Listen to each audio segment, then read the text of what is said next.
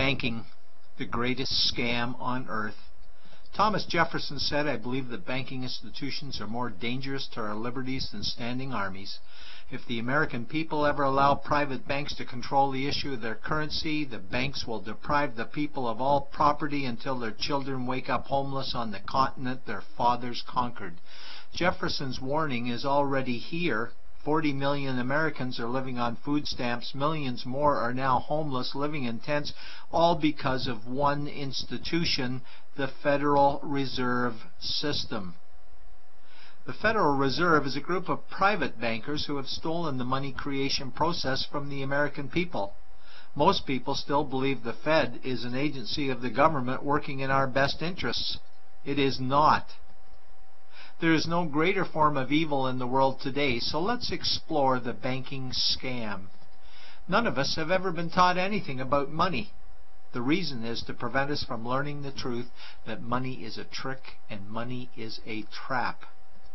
When solving any crime, there's a universal truth: follow the money, but with the banking scam, follow it backwards. Where does money come from?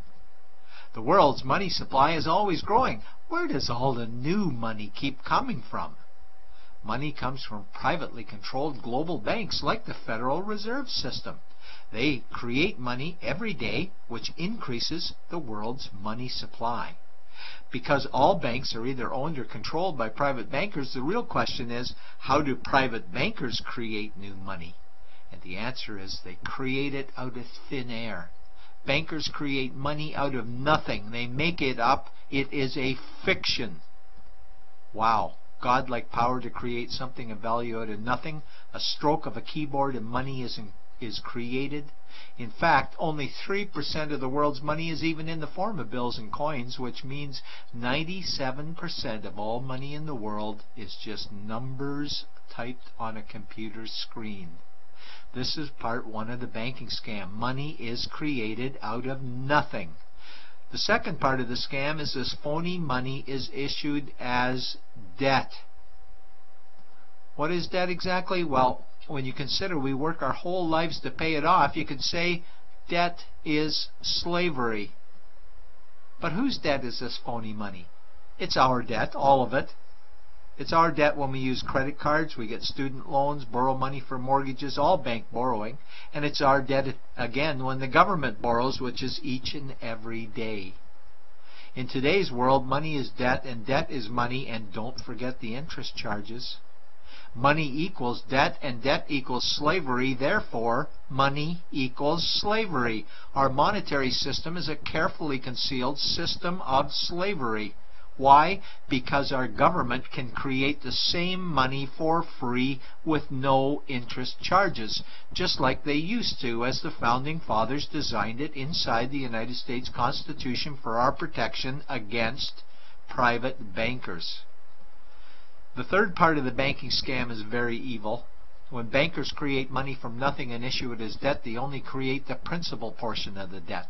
They do not create the money for the future interest payments. There is not enough money in existence for all of us to make our interest payments. In fact, our money creation system is even mathematically impossible. Money issued by the banks, principal debt, does not equal the money demanded back to the banks, principal plus interest. We are forced to play a game of musical chairs to see who can make their debt repayments. This guarantees a world of bankruptcy, competition, and scarcity of money. For example, we go to the bank to borrow money for a house, let's say $100,000. The moment we sign the loan document, the bank creates the money out of thin air. A $100,000 debit gets registered for us and a $100,000 secured credit for them. Then one of two things happens. Either we give the bank 30 years of labor making house payments totaling $300,000 for the original $100,000 we borrowed, or the bank takes our house. The bankers get either our labor for life or our house, and often they get both, all from money created out of thin air and issued as debt, for money made out of nothing. This is why all the bankers end up with all the assets. The fourth part of the banking scam is inflation. People think inflation is prices and costs increase. A better answer might be the value of our money always goes down. Inflation is created every time the central banks print money, which is every day. Where does all this new money get its value? The answer is it steals its value from the existing money supply, where our savings are. Our savings are disappearing because of the new money they're printing. If money creation was in balance with goods and services, there would be no inflation. Prices would stay the same. But the reality is banks always print money, driving prices ever higher, which steals the value of our savings, making them disappear. Since the private bankers created the private Federal Reserve in 1913, the United States dollar has lost 97 cents in purchasing power. An item in 1913 that cost $100 in 2011 cost $2,230, a price increase of 2,130%. This is the banking scam. 4 parts. Private bankers create money out of nothing and charge interest on it.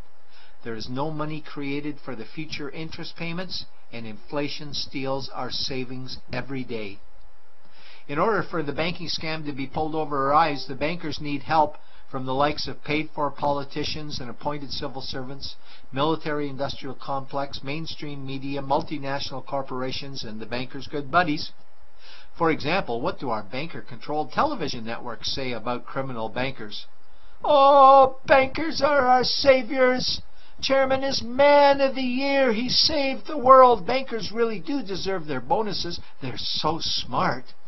And what do our banker-owned G20 politicians say we need to do?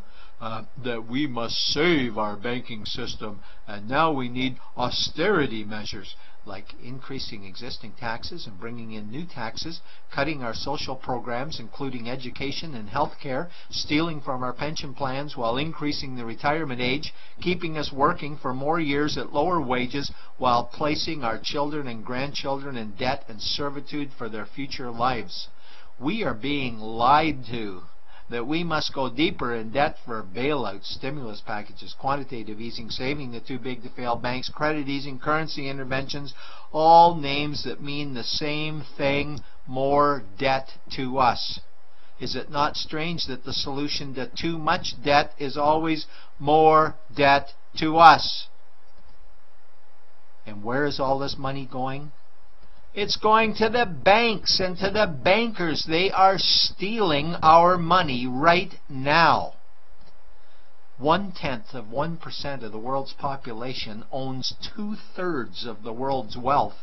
This means that 99.99% of the world's population own less than 1/3 of the wealth, a decreasing amount because these guys are stealing it. We desperately need to wake up to the banking scam. It is time for change. To retake control of our money system, we must stop supporting the banking scam. Lincoln said the government should create all the currency and credit needed to satisfy the spending power of government and the buying power of consumers. Money will cease to be master and will then become servant of humanity. And Jefferson said the issuing power of money should be taken from the banks and restored to the people to whom it properly belongs. It's a pyramid scheme, and we, the people, are the bottom layers of the banking pyramid. Without our support, the banking scam collapses. We have to do it ourselves. Wake up, get active, wake others. Remove our money from the bank. Buy gold and silver coins. Get out of debt. Rip up your credit cards. These actions will bring down the banking scam. Only vote for politicians who support debt-free money, or run for office yourself, and turn off mainstream media to search for the truth while you still can. And support every effort to end the Federal Reserve System and all the privately owned central banks. Let's bring these criminals to justice to get our money and our countries back before it's too late.